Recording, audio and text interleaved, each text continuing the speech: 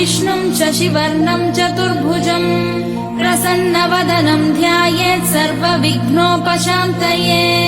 यस्य द्विरदवक्त्राद्या पारिषद्या परशतं विघ्नं निघ्नन्ति सततं विश्वक्सेनं तमाश्रये व्यासं वसिष्ठनप्तारं शक्ते पौत्रमकल्मषम् पराशरात्मजं वन्दे शुकतातं तपोनिधिम् व्यासाय विष्णुरूपाय व्यासरूपाय विष्णवे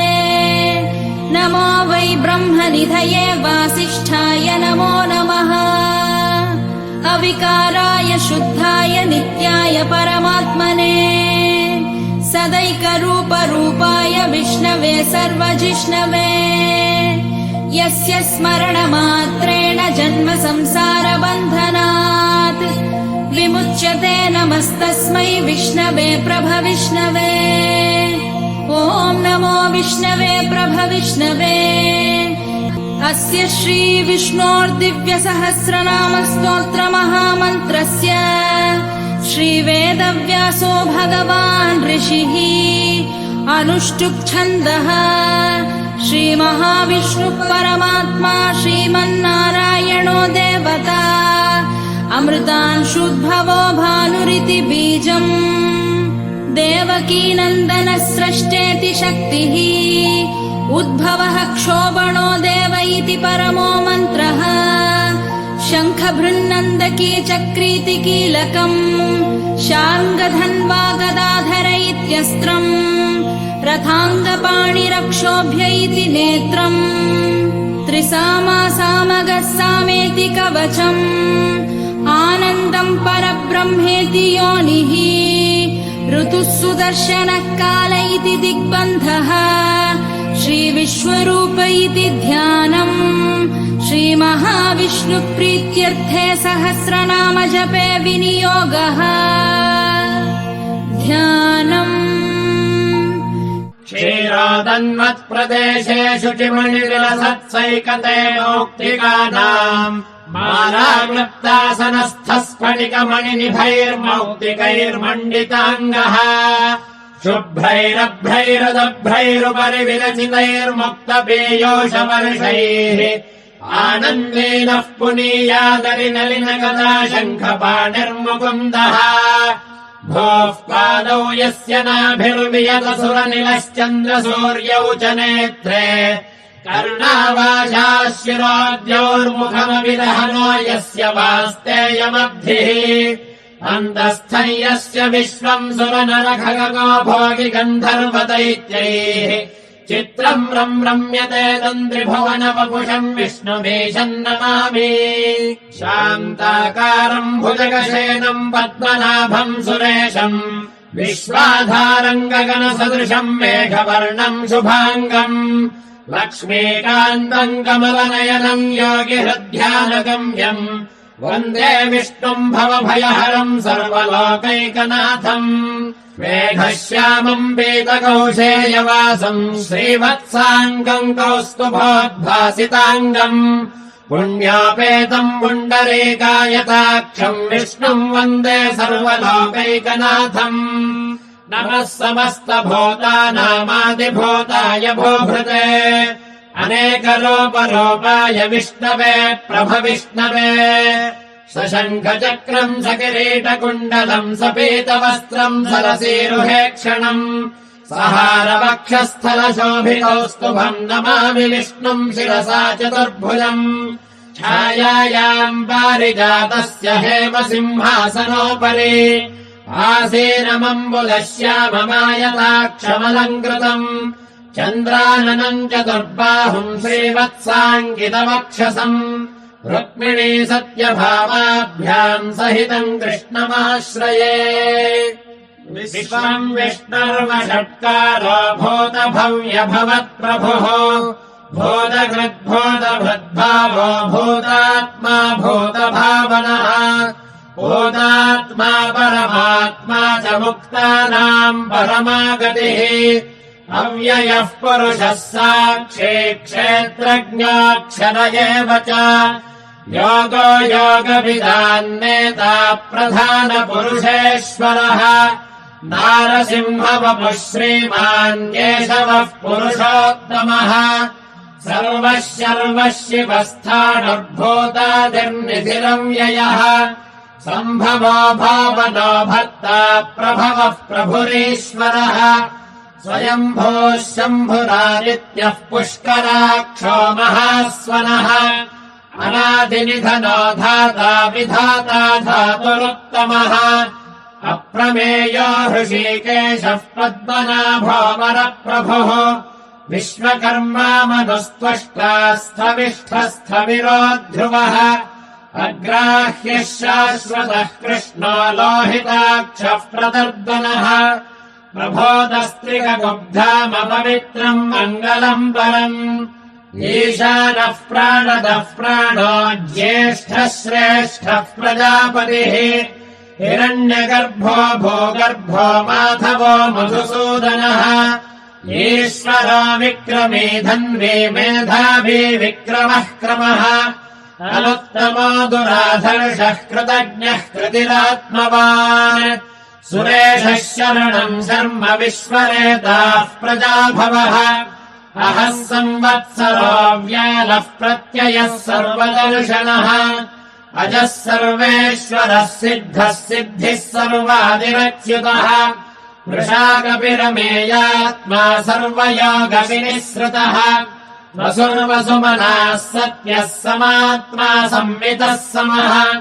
अमोघः पुण्डरीकाक्षो वृषकर्मा वृषाकृतिः रुद्रो बहुशिरा बभ्रुर्विश्वयोनिः शुचिश्रवाः अमृतः शाश्वतस्थाणुर्वरारोहो महातपाः सर्वगः सर्वविद्वानुर्विश्वक्सेनो जनार्दनः वेदो वेदविदव्यङ्गो वेदाङ्गो वेदवित्कविः लोकाध्यक्षः सुराध्यक्षो धर्माध्यक्षः कृताकृतः चतुरात्मा चतुर्व्यूहश्चतुर्दंश्रश्चतुर्भुजः भ्राजिष्णुर्भोजनम् भोक्ता सहिष्णुर्जगदादिजः अनघो विजयो जेता विश्वयोनिः पुनर्वसुः उपेन्द्रो वामनः प्रांशुलमोघः शुचिरोर्जितः अतीन्द्रः सङ्ग्रहः सर्गो धृतात्मा नियमो यमः वेद्यो वैद्यः सदा योगी वीरः माधवो मधुः अतीन्द्रियो महामायो महोत्साहो महाबलः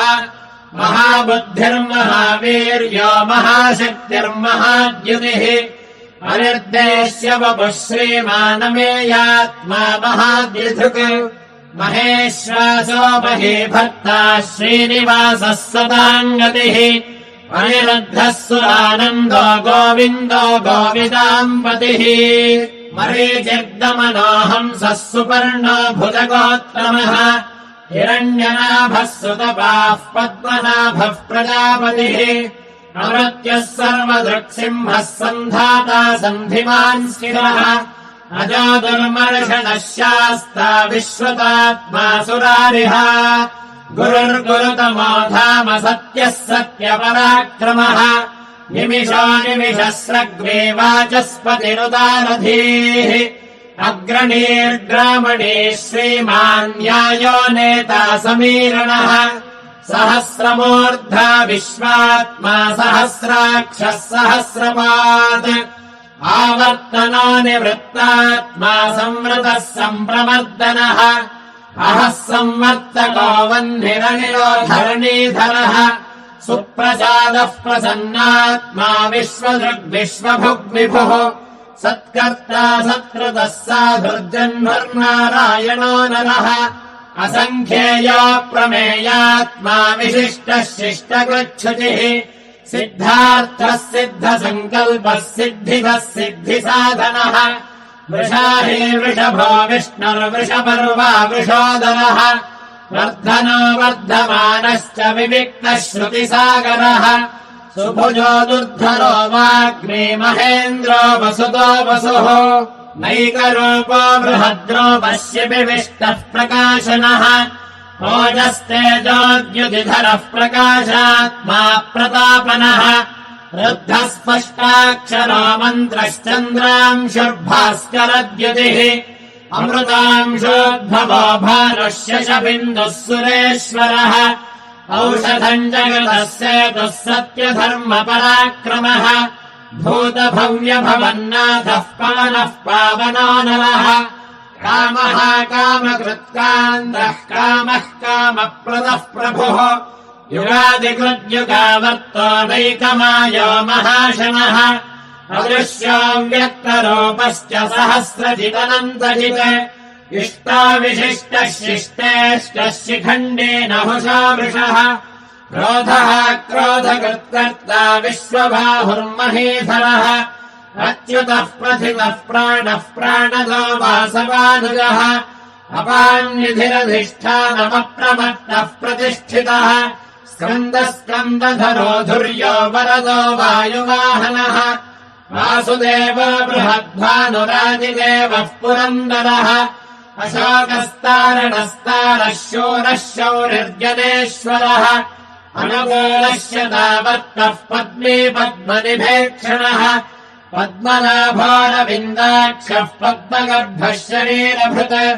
महर्धिर्वृद्धो वृद्धात्मा महाक्षो गरुडध्वजः अतुलः शरभो भीमः समयज्ञो हविर्हरिः सर्वलक्षणलक्षण्यो लक्ष्मीवान् समितिञ्जयः विश्वरो लोहितो मार्गो हेतुर्दामोदरः सहः महीधरो महाभागो वेगवानमिताशनः उद्भवः क्षोभणो देवः श्रीगर्भः परमेश्वरः करणम् कारणम् कर्ता विकर्ता गहनो गुहः व्यवसायो व्यवस्थानः संस्थानस्थानदोद्ध्रुवः परर्धिः परमस्पष्टस्तुष्टः पुष्टः शुभेक्षणः रामो विरामो विरतो मार्गो नेयो नयोनयः वीरः शक्तिमताम् श्रेष्ठो धर्मो धर्मविदुत्तमः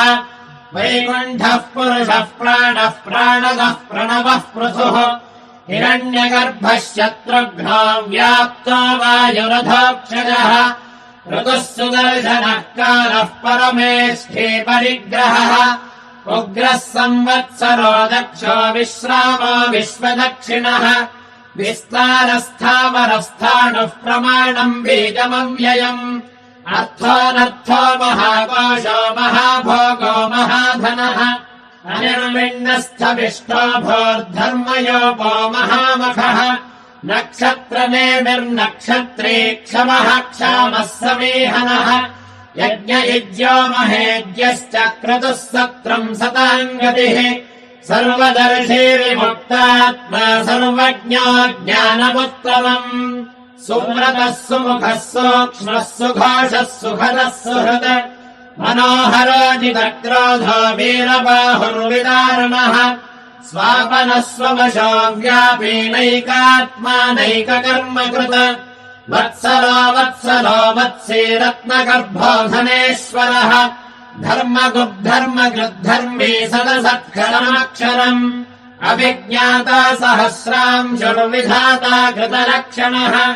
गभस्तिनेमिः सत्त्वस्थः सिंहो भूतमहेश्वरः आदिदेवो महादेवो देवेशो देवभृद्गुरुः उत्तरो गोपतिर्गोप्ता ज्ञानगम्यः पुरातनः शरीरभूतभृद्भोक्ता कपीन्द्रो भूरिदक्षिणः सोमपावृतपः सोमः पुरुजित्पुरुषत्तमः विनयोजयः सत्यसन्धो दाशारः सात्वताम्बतिः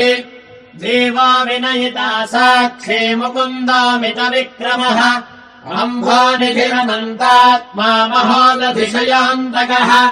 अजो महारः स्वाभाव्योजितामित्रः प्रमोदनः आनन्दानन्दनानन्दः सत्यधर्मात्रिविक्रमः महर्षिः कपिलाचार्यः कृतज्ञो मेदिनीपतिः त्रिपदस्त्रिदशाध्यक्षो महाशृङ्गः कृतान्तकृत् महावराहो गोविन्दः सुषेणः कनकाङ्गदी गुह्यो गभीरो गहनो गुप्तश्चक्रगदाधरः वेधास्वाङ्गोदितः कृष्णो दृढः सङ्कर्षणोच्युतः वरुणो वारुणो वृक्षः पुष्कराक्षो महामनाः भगवान् भगः नन्दी वनमाली हलायुधः आदित्यो ज्योतिरादित्यः सहिष्णुर्गतिसत्तमः सुधन्वा खण्डपरशुर्दारुणो द्रविणप्रदः निवस्रक् सर्वदृग्व्यासो वाचस्पतिरयो निजः त्रिसामासामगः सामनिर्वाणम् भेषजम् भिषज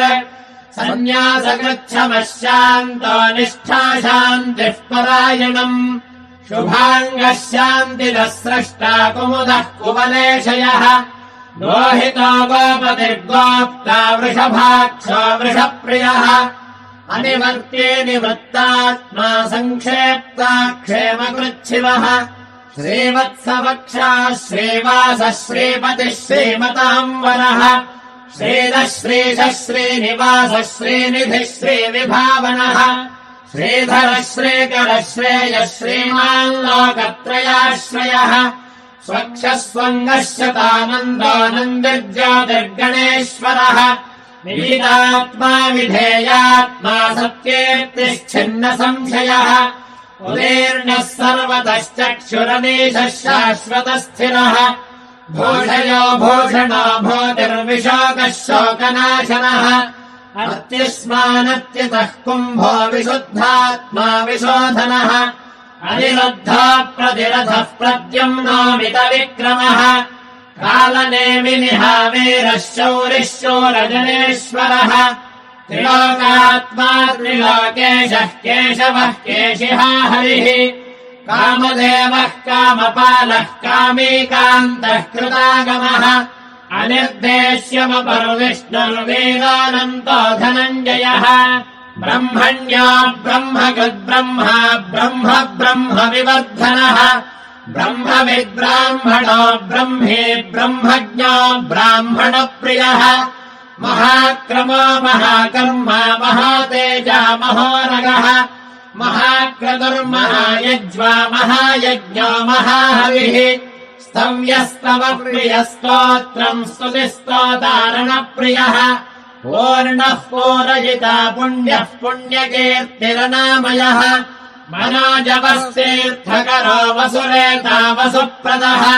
वसुप्रदो वासुदेवो वसुर्वसुमनाहविः सद्गतिः सत्कृतिः सत्ता सद्भूतिः सत्परायणः शूरसेनाय दुःश्रेष्ठः सन्निवासः सुयामुनः भूता वासो वासुदेवः सर्वासु निलयो नरः दर्पः दर्पदो दृप्तो दुर्धरोधा पराजितः विश्वमूर्तिर्महामूर्तिर्दीप्तमूर्तिरमूर्तिमान् अनेकमूर्तिरव्यक्तः शतमूर्तिः शताननः एको नैकः स वः कः किम् यत्तत्पदमनुत्तमम् लोकबन्धुर्लोकनाथो माधवो भक्तवत्सलः सुवर्णवर्णो हेमाङ्गो वराङ्गश्चन्दनाङ्गदी वीरः विषमश्योऽन्यो घृताशीरचलश्चलः अमानीमानदो मान्यो लोकस्वामी त्रिलोकधृत सुमेधा मेधजो धन्यः सत्यमेधाधराधरः तेजोवृषाद्युतिधरः सर्वशस्त्रभृताम्बरः प्रग्रहो निग्रहो व्यग्रो नैकशृङ्गो गदाग्रजः चतुर्मूर्तिश्चतुर्बाहुश्चतुर्व्यूहश्चतुर्गतिः चतुरात्मा चतुर्भावश्चतुर्वेदविदेकपात्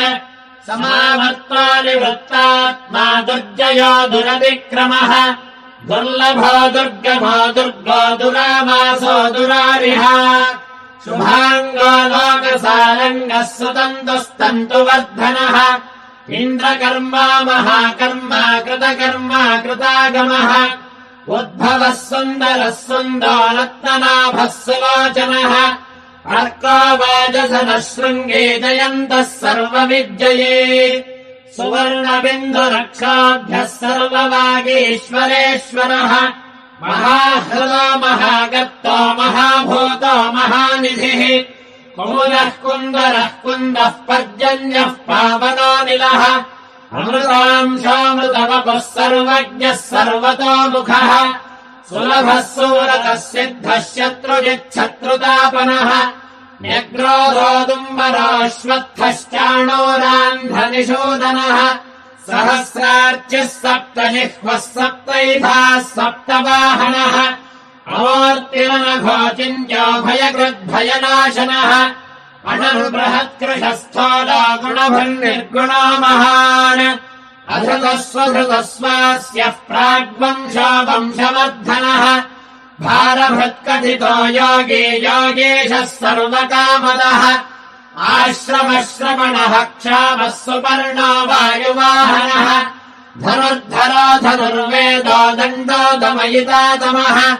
अपराजितः सर्वसहो नियन्ता नियमो यमः सत्त्ववान् सात्विकः सत्यः सत्यधर्मपरायणः अभिप्रायः प्रियार्होर्हः प्रियकृत्प्रीतिवर्धनः विहाय सकचिर्ज्योतिः सुरजर्हुतभुग्विभुः रविर्विरोचनः सूर्यः सविता रविलोचनः अनन्ताहुतभुग्भोक्ता सुखदो नैकजोऽग्रजः अनिर्विण्णः सदा वर्षे लोकाधिष्ठानमद्भुतः सनातनतमः कपिलः कपिरव्ययः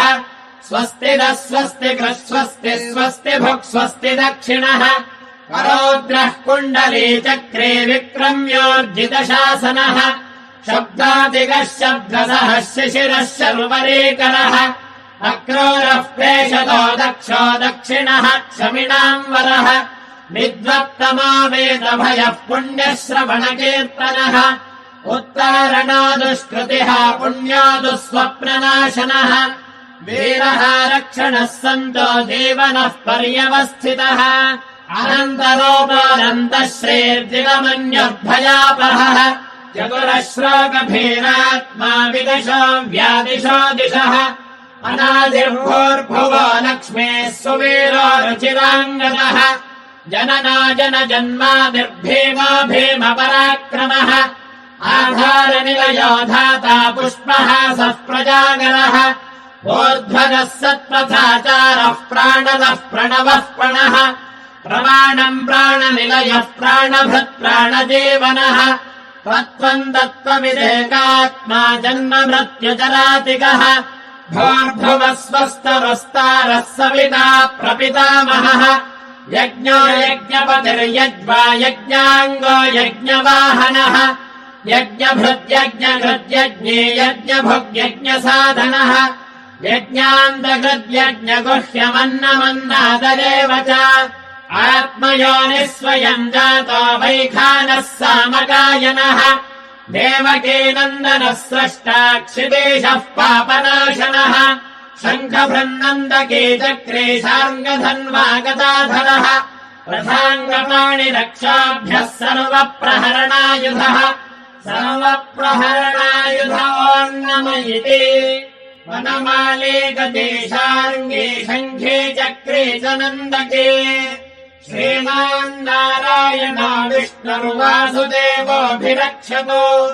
श्रीमान् नारायणो विष्णुर्वासुदेवोऽभिरक्षतु